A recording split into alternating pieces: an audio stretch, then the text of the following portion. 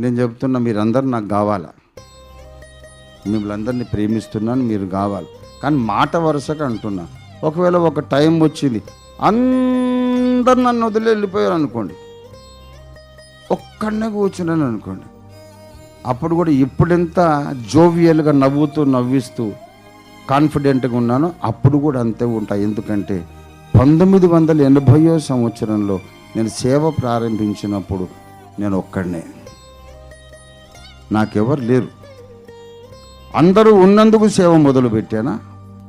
నేను సేవ చేస్తున్నందుకు అందరూ వచ్చారా? నేను చేస్తున్న సేవ, ఈ మెసేజ్లు బాగున్నాయి అని అందరూ వచ్చారు తప్ప నేను మీ ఇంటికి వచ్చి పిలిచానా? ఆనాడు ఒక్కడిని, ఈనాడు ఒక్కడిని, ఎప్పటికైనా ఒక్కడిని ఉంటే అమ్మయ్యా, దేవునికి స్తోత్రం. మళ్ళా మొదలు పెడుతున్నా. I'm back in 1980. మళ్ళీ ఒక 40 ఏళ్ళ పరుగు మళ్ళీ మొదలు పెడతా. దేవునికి స్తోత్రం కలుగును గాక. నిజమైన భక్తుడు మందను చూసి ఎగిరెగిరి పడడు.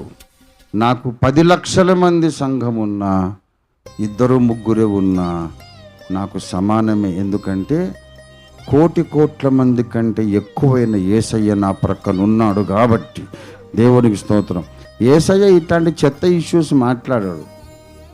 ఓకే సార్, అయినో అయిపోయింది కదరా, నిన్ను ప్రేమించి క్షమించి నేను ఆశీర్వదించాను కనుకనే కదా ఇన్ని పనులు చేయిస్తున్నాను. నా పని చెయ్యి, వాడు ఏమంటే నీకెందుకు అంటాడు. కనుక నేను యేసును చూసి నడుస్తున్నాను. యేసును చూసి నడవాలనుకున్న వాళ్ళందరూ నా వెనక నడవండి.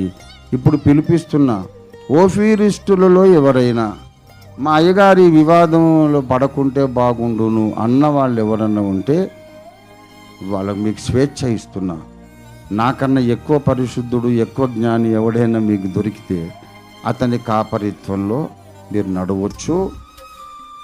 యేసయ్యను వదిలిపెడితే డేంజర్, నరకానికి వెళ్తారు. ఓఫీర్ గారిని వదిలిపెడితే పర్లేదు, పరలోకానికి వస్తారు. కానీ సింహాసనం మీదకి మాత్రం రారు, ఇది గ్యారెంటీ. ఎందుకంటే వాడు ఎంతసేపు నా దగ్గరికి వస్తే నీకు డబ్బులు వస్తాయి, నీకు స్వస్థత అని చెప్తాడు తప్ప నీకు వాక్య మర్మాలు చెప్పాడుగా. అందుచేత ఓఫీర్ గారిని వదిలిపెట్టవచ్చు, మీరేం నరకానికి వెళ్ళరు. అందరికీ దూరాన్ని ఉన్న వాళ్ళు కూడా చెప్తున్నా, if you leave Ranjit Ophir you will not go to hell. If you leave Jesus Christ అప్పుడు మీరు నరకానికి వెళ్తారు. కనుక రంజిత్ ఓఫీర్ కంటే perfect teacher who knows all the subjects ఎవడన్నా ఉన్నాడని కూడా అక్కడ ఉండండి. నా దగ్గర ఉంటే మాత్రం నేను చెప్పేది ఖచ్చితమైన లేఖనమే చెబుతున్నా. మనము దేహముతో జరిగించిన వాటి ఫలమును పొందున్నట్లు. నేనైనా ఎప్పుడైనా సీరియస్ యాక్షన్ తీసుకుంటే అదే తీసుకుంటాను. మీరు శరీరంతో చేసిన వాటిని సీరియస్గా గద్దిస్తా. మీ మనసులో ఏం జరుగుతుందో దేవునికి మీరు లెక్క చెప్పుకోవాలి. అంతేగాని నా మనసులో ఏముందో నువ్వు అడిగి, నీ మనసులో ఏముందో నేను అడిగితే ఇది న్యాయపీఠం ముందే నిలబడని సబ్జెక్ట్. అది అక్కడ కూడా దేహముతో జరిగించిన అన్నాడు.